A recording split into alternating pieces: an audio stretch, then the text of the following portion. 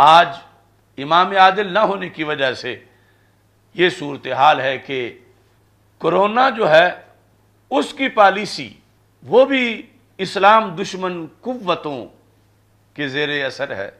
لگتا ہے کہ کرونا اور شیطان کا آپس میں بہت سخت اتحاد ہے۔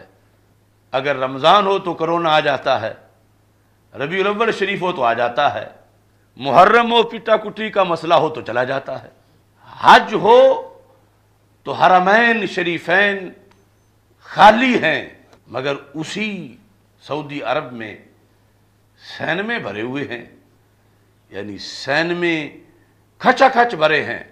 ادھر کرونا چھٹی پہ ہے، حج اور عمرے پر کرونا کے اثرات ہیں۔ ارے پہلے تو یہ تھا کہ کبھی سندھ میں کرونا چھٹی پر ہے، پنجاب میں ڈیوٹی پر ہے، اب تو اتنے اس کے کمپیوٹرائزڈ نظام تیز ہو گئے ہیں۔ صرف تھوڑا سا فرق ہے، داتا صاحب جو ہے وہ کرونا اثر کر رہا ہے، گامیشہ چھٹی پر ہے، یعنی بالکل تھوڑے تھوڑے فاصلے پر وہ اپنا طریقہ کار جو ہے وہ بدل رہا۔ سنی تحفظ پاکستان ریلی بھی نکالنا چاہیں تو کرونا روکتا ہے، اور دوسری طرف صحابہ کو تبرے بولنے والے وہ کرنا چاہیں تو کرونا ان کو فیسیلیٹیٹ کرتا ہے کہ ٹھیک ہے تم اچھی طرح کرو۔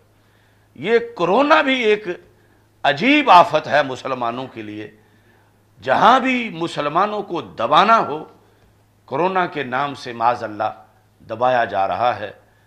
کاش کہ عمر فاروق رضی اللہ تعالی عنہ جیسا کوئی حاکم ہوتا تو نیل کو چٹھی لکھ کے سیدھا کرتا، آسمان کے سورج کی طرف گور کے دیکھتا تو سورج آنکھیں بند کر لیتا۔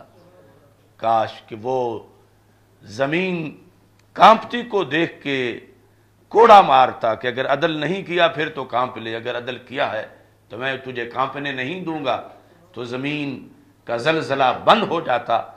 تو اس کرونے کی آفت کے مقابلے میں بھی عدالت سیدنا فاروق اعظم رضی اللہ تعالی عنہم کی تعلیمات کا معاشرے میں لانا ضروری ہے۔